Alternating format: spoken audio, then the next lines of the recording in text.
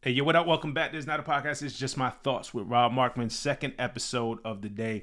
But I had to do it because today is the 10-year anniversary of Kendrick Lamar's sophomore major label album. His second major label album, To Pimp a Butterfly, came out on March 15th, 2015.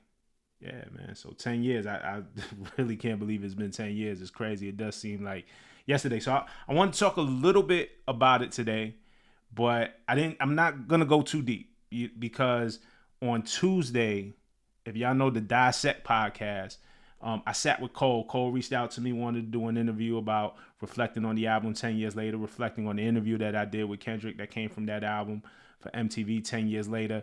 So I told Cole we're gonna do that interview. So Cole is dropping that on Tuesday. So I'm not gonna go like too deep, like insidery in this because I don't wanna steal from the conversation that Cole and I had. I want y'all to check it out. So please check out Dissect Podcast on YouTube. Matter of fact, I'm gonna put a link to their YouTube in the description. So on Tuesday when it drops, man, y'all can definitely go check that out. Before we get started, though, I do want to shout out a couple of people in the community, in the YouTube community, because YouTube Studio does this thing. It's this community spotlight that they give me every week, and they really track for me. They say it's a weekly highlight of your most engaged audience members, including your top commenters. So I wanted to shout some of y'all out, man. So Issa Whitaker, man, shout out to you. John Werner, shout out to you. Manny Mengs, shout out to you. Miranda, my girl, man. I love Miranda. I love the back and forth. I love the insight. Shout out to Miranda and Creative Mente. Shout out to you. Thank you for supporting. Thank you everybody for supporting. But particularly y'all, I wanted to shout y'all out, man. Make sure y'all get some love. So 10-year anniversary of Kendrick Lamar, To Pimp a Butterfly today. Dissect Podcast on Tuesday. Please check that out on YouTube. One thing in just revisiting To Pimp a Butterfly that I think that I'll talk about today, and let me know if you agree or disagree. Hit me in the comments. I want to know. Listen to the album today. I want to know if y'all still feel the same way. If y'all feel different, how does the album hit you today, 10 years later, and what some of your favorite songs are. But one thing in revisiting To Pimp a Butterfly, particularly after we got GNX. Man, just the way, and with GNX we say so much the album is about Compton, it's about LA, like GNX is such a LA album, it's his most LA album, and I agree. Man, To Pimp a Butterfly is just as important to Compton, I think, or Kendrick Lamar's journey, um, you know, because it's the perspective of a kid who got famous and left. Like, he's in Europe, he's on tour. The success of Good Kid, Mad City has taken him across the world, and his experiences during that time, his experiences prior to becoming Kendrick Lamar, the K-Dot experiences. I mean, we go back to high school days, are what informed the stories on Good Kid, Mad City, right? So he exhausted those stories, or maybe not exhausted, but he told the bulk of that story on his major label debut album. And we know he was methodical about that. He had that Good Kid, Mad City concept even before he was signed. And so when we get to Pimp a Butterfly, what story do you tell? Well, he's kind of telling the story in real time. He's telling us where he's at. I mean, he's on tour, on how much a dollar costs. He's in South Africa. You know what I mean? He's seen the temptation. He's newly rich. He has money now. I don't know how rich he is, but he has money. He has means. He's traveling. He's seeing the world. He's seeing more than just his block, his neighborhood. And this is now informing it. And To Pimp a Butterfly is so much about the push and pull of that. You know what I'm saying? A lot of survivor's guilt in that. And it made me think, and he and I spoke about this in our interview. Again, this was an interview 10 years ago for To Pimp a Butterfly for MTV. He and I had a one-on-one sit down. A lot of y'all still hit me up about that interview. It's one of the most impactful interviews I've ever done in my career. And we talked about this a little bit, and I forgot because I haven't even sat and watched that interview in full. I don't know the last time I watched it, so I kind of forget. I remember the conversation, but I forget the details. And I keep going back to this thing, and we actually touched on it in the interview, was I used to be jealous of Aaron Aflalo. Remember he said that on Good Kid, Mad City. It was a bonus track, Black Boy Fly, right? How's the verse go? I used to be jealous of Aaron Aflalo. He was the one to follow. He was the only leader for seeing brighter tomorrows. He would live in the gym. He was living in sorrow, total envy of him. He made his dream become a reality, actually making it possible to swim. His way up out of Compton with furthermore to accomplish. Graduate with honors, a sponsor of basketball scholars. It's 2004 and I'm watching him score 30. Remember vividly how them victory points had hurt me, because every basket was a reaction or a reminder that we was just moving backwards. The bungalow where you find us, the art of us ditching classes, headed nowhere fast. Stick my head inside the study hall. He focused on math. Determination and ambition plus dedication and wisdom. Qualities he was given was the shit we didn't have. Dug inside of his book bag and Coach Palmer asked for his finals. He had his back like a spinal. Meanwhile, we singing the same old song, spinning the vinyl. 11th graders gone wrong. He focused on the NBA. We focused on some Patron. Now watch that black boy fly. So that's the verse, right? And obviously I didn't do it justice, but I used to be jealous of Aaron Aflalo. Of course, Compton native, someone in Kendrick Lamar's peer group, age group, that he saw firsthand. He had front row seats to see him go from high school to I think Aaron Aflalo went to college. I don't think he went straight to the league. I could be wrong. But seeing his progression, and then we see him in the NBA. A guy who made it out, and you're jealous of that guy. You know, he talks about the jealousy of the guy who made it out, who found a way, right? Because, you know, I spoke about this before. You know, I came up in Flatbush, Brooklyn, like one of the great neighborhoods. All of us who came up in the hood, I mean, the first thing we said, hey, man, I can't wait to get out of here. As soon as I get rich, man, I'm going to get out of here. Like we want to leave. Now, Kendrick has made it out. On To Pimp a Butterfly, he's made it out. He's Kendrick Lamar now. And so much of the album is with survivor's guilt. So on a song like You, he's depressed. He's having thoughts of suicide, with his people dying and his family going through things that he can't help but change. Now, he has all this money, this fame, this, you know, and your people still going through something, and you can't help. You used to be jealous because you wanted to get out. And now you're out, and you're tethered, or you're still tied to home. Home is still very important to you. What your people go through is still very important to you. And having all this power, but not the power to help, fucked with him. Survivor's guilt. He and I talked about this during our discussion, during that sit down. I'll put the links in there too. Y'all can watch that if y'all haven't seen it, or if y'all want to watch it again. And around this time, me and Dot spoke, texted often. You know, there was regular check-ins, and not just about music or industry shit or work shit. You know, hey, how you doing? Hey, yo, what's going on? Or, you know, a joke or whatever. Or we'll hear a song that we like. Oh, yo, so you heard what so-and-so said this or so-and-so said that. But I was surprised to hear all of the pain on You. I was like, damn, like, you know, I might have been texting you while you was going through something, and I ain't even know. You know what I'm saying? So that was part of our discussion there. But he said on You, just think about that verse of on Black Boy Fly, right? And then on You, he says, you ain't no brother, you ain't no disciple, you ain't no friend. A friend never leave Compton for profit, or leave his best friend, little brother, you promised. You watched him before they shot him. So now, again, it's that guilt. It's like, man, a friend never leaves Compton for profit. Here I am across the world, and I left Compton. I left all my people around to go get this money, but I'm not here to help my people.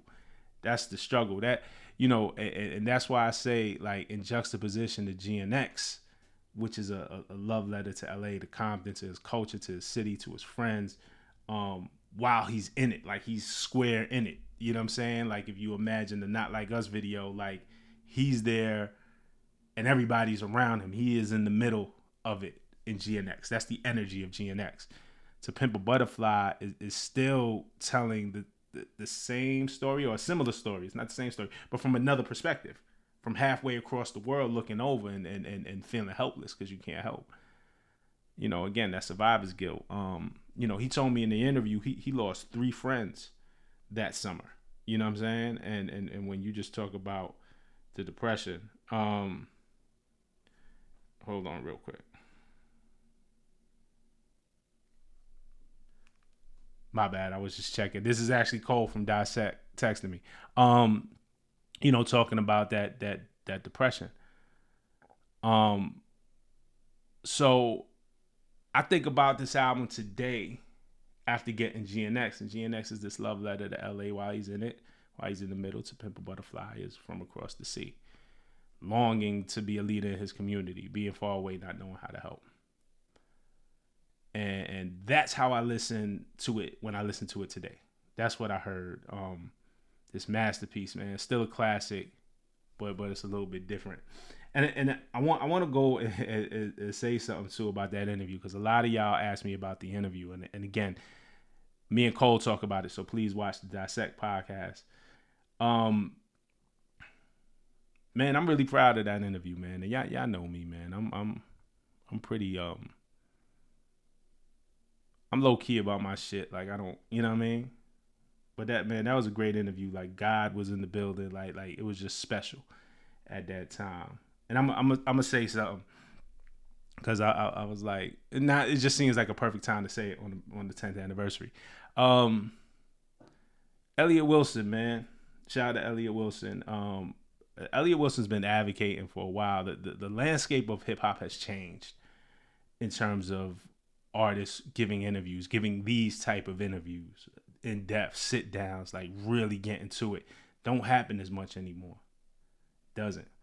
And Elliott has been an advocate for artists doing more interviews with journalists, which I can appreciate that, and I could agree with that, and really more so an advocate of artists doing interviews with him. You know what I'm saying? Like, but it's competitive, so we all want the interviews. I'll be honest.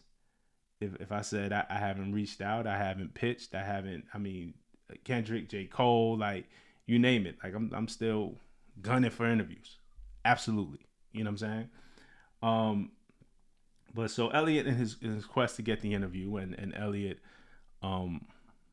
feeling himself, and he the self-proclaimed GOAT and all of that, which he should feel. You should feel you the best. He was on the podcast about a year ago. I won't forget it. But the Need to Know podcast with Savon, Reggie, and he was talking about giving definitive interviews, and that he gives definitive interviews. And he does. Him and B Dot have some pretty great, definitive, memorable interview. The Rap Radar interview with Drake at the mansion, at the embassy. Oh my God, how do you top that? You know what I'm saying? Like they absolutely have the Hove interview with after 444 when they're at the restaurant. I forgot what restaurant they at, but there's all food on the table. I guess it's a Last Supper kind of thing. How do you top that? You know what I'm saying? Like so absolutely. Even Elliott's Jay-Z Yankee Stadium interview, like, it's gems. It's absolutely. But he had said that he didn't think Kendrick Lamar had a definitive interview. And I beg to differ. I beg to differ. I'm proud of what we did. I think it stands the test of time 10 years later.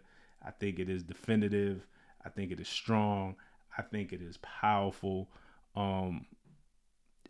Is there a better interview? Is there something else coming down the line? Can Kendrick give? For sure, absolutely. Can there be another, definitiveness, something with such power and such weight? Absolutely. Might not even be the only one.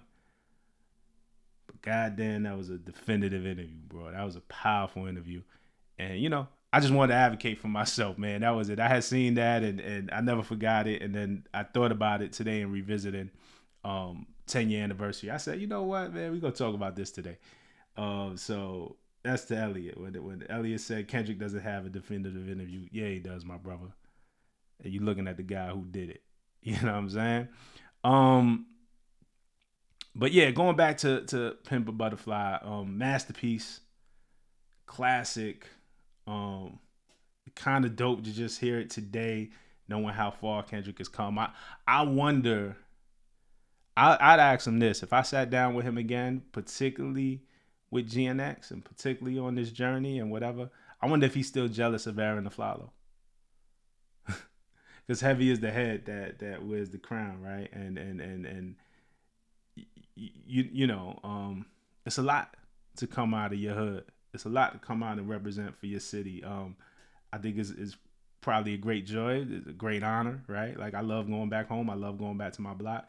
But it's a tremendous responsibility. You know what I'm saying?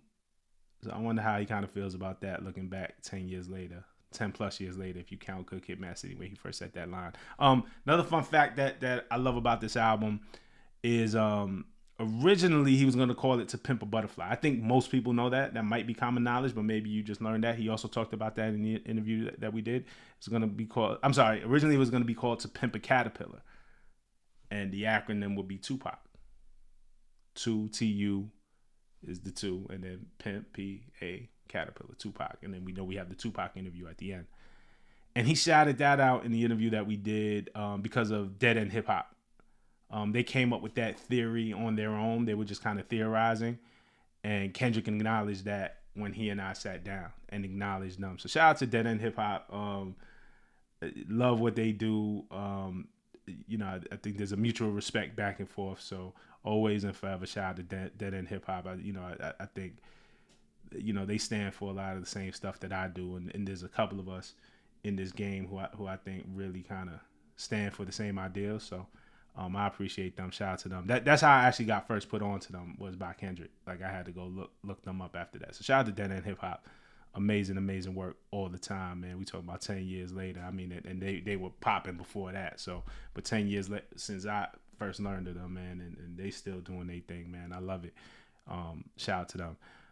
I'm gonna stop right there. Check out Dissect Podcast on YouTube on Tuesday. I'm going to put the link to their YouTube right there in the description. Shout out to Cole. Check that out on Tuesday. It's a dope discussion. And in the comments, let me know your favorite joints on To Pimp a Butterfly and how you feel about it 10 years later, all right? Peace.